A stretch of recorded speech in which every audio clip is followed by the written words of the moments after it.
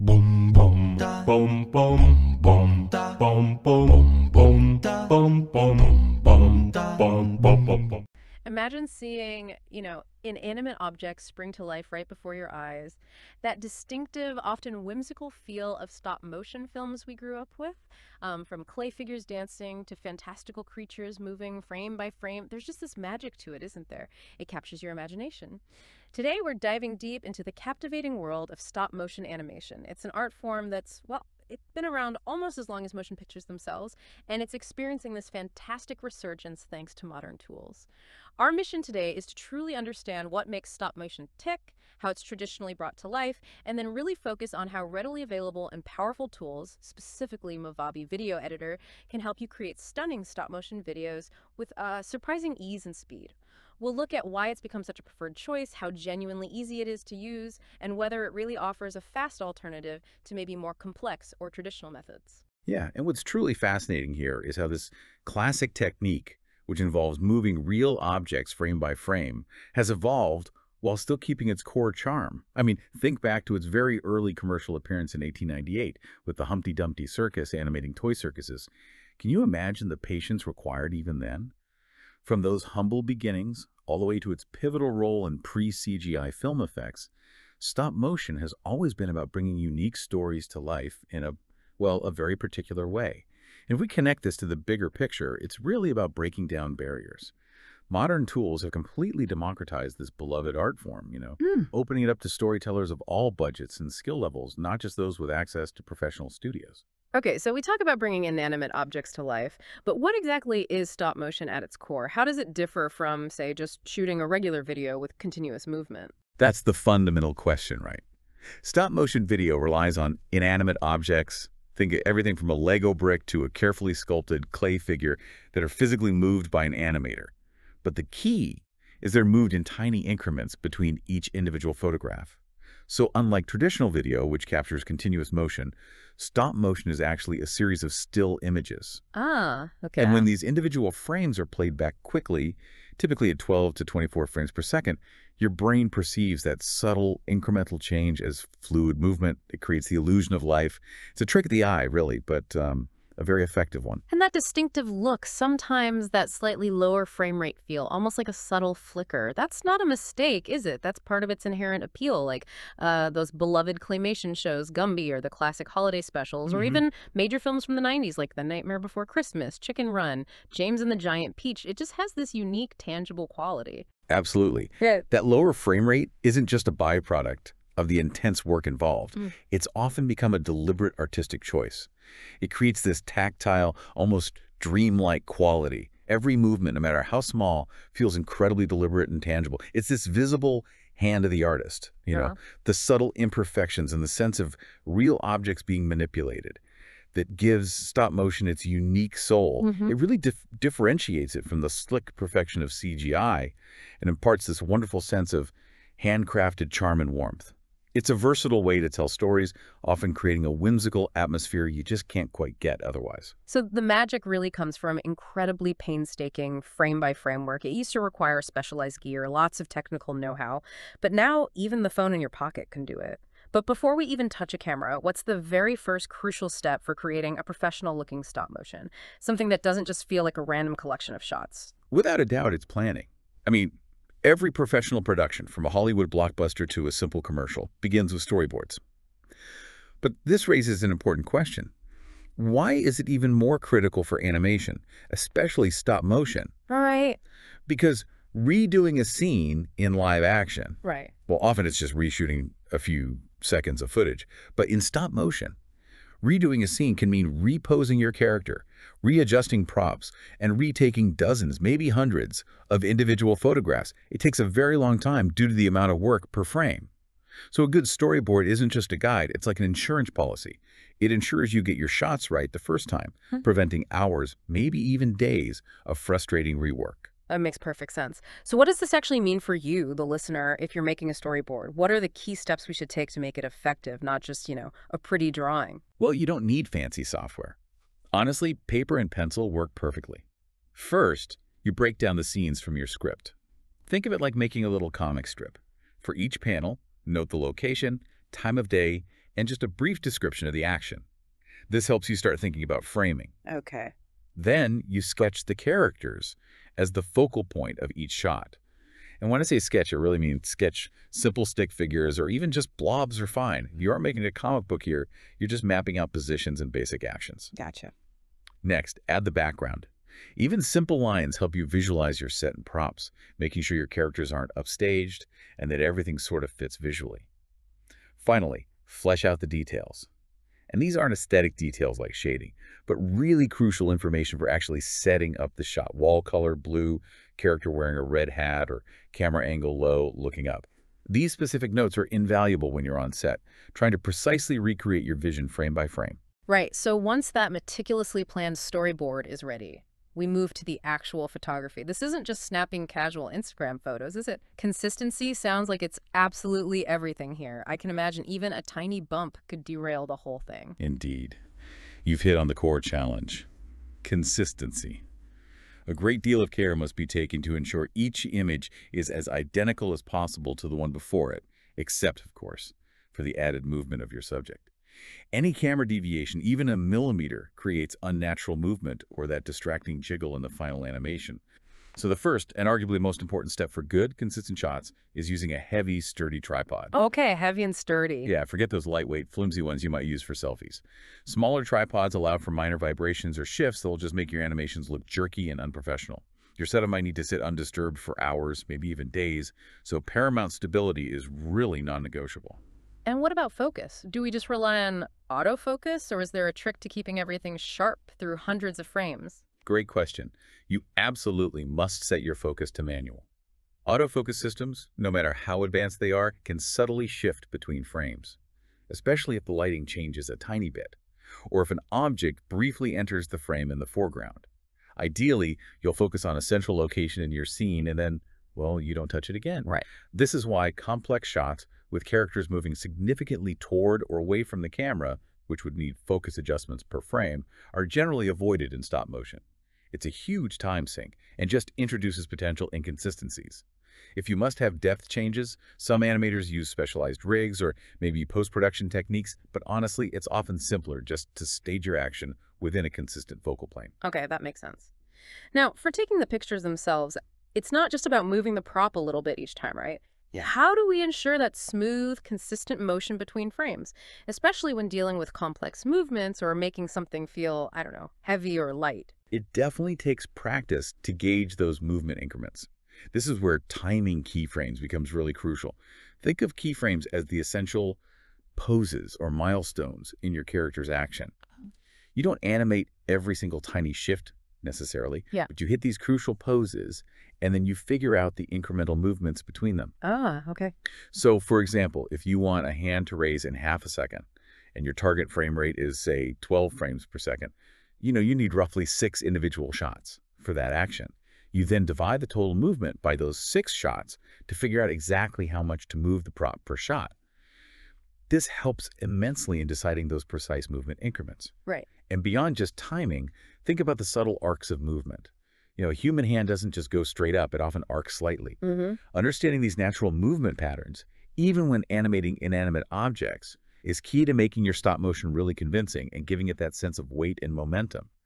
It's about creating the illusion of life, not just motion. Also, something really practical. Even the slightest movement, such as pressing down the shutter button, can cause unwanted camera motion. So using a remote control feature, either a physical one or maybe an app on your phone, is highly convenient here. It virtually eliminates camera shake from pressing the shutter directly. Good tip. And one more critical point, lighting. It absolutely must be consistent.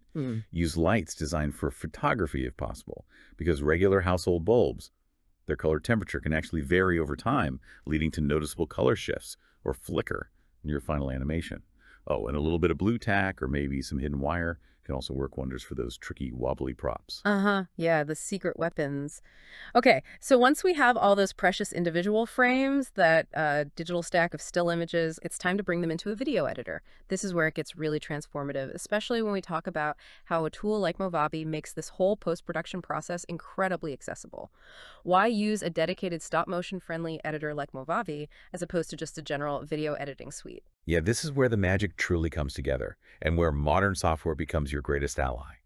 Using an editor designed with stop motion in mind, like Movavi, dramatically simplifies the process of making excellent stop motion animation. Hmm.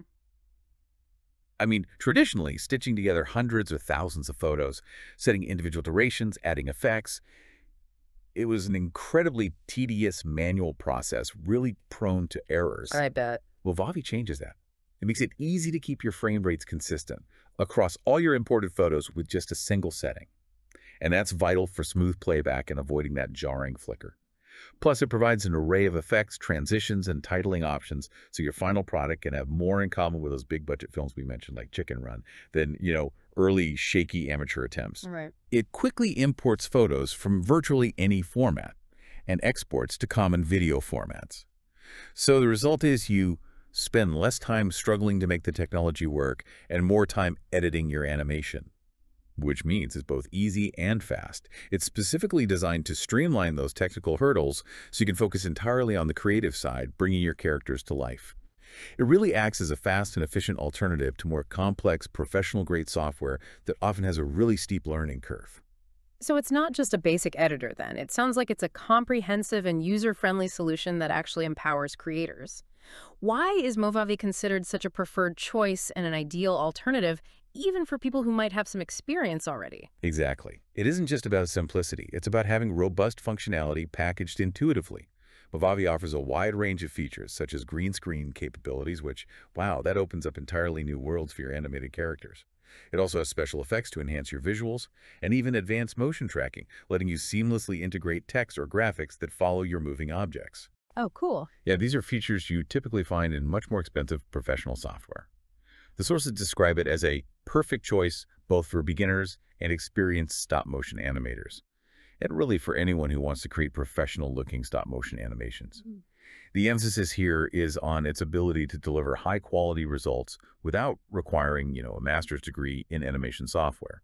It bridges that gap between complex tools and basic editors, making sophisticated techniques accessible.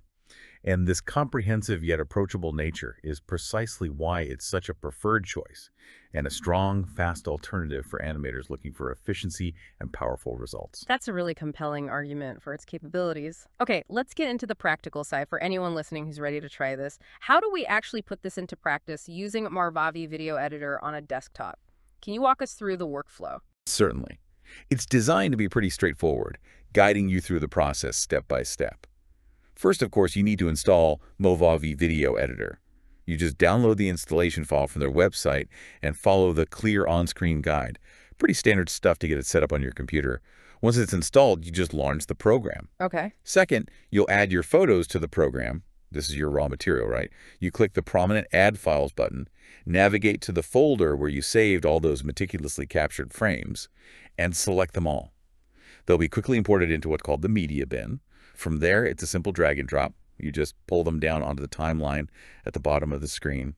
You can even change their position or reorder them by dragging them around on the video track if you, say, shot a couple out of sequence. Easy enough. Third, and this is absolutely crucial for smooth animation, you set the timing for the frames. This is where Movavi really streamlines what used to be a super laborious task. You click on the Transition Wizard button. It might sound fancy, but it's simple, and you'll find a photo clip duration field. Here, you enter the precise timing for how long each individual photo will display on screen. So for a video aiming for 24 frames per second, MPS, which is the cinematic standard, you enter 0.0042 seconds per frame. 42 thousandths of a second. Yeah, exactly. Or if you're aiming for that classic, sometimes charming stop-motion look, a slightly lower frame rate, like 12 FPS is common. For that, you'd enter 0.084 seconds per frame. Consistency here is key. If you don't have, say, thousands of photos, or you just want a slower, more deliberate pacing, you can choose a longer duration. But the best part, after entering your desired duration, you just click Apply to all clips. And boom, it sets it consistently across your entire project, potentially saving you hours of individual adjustments.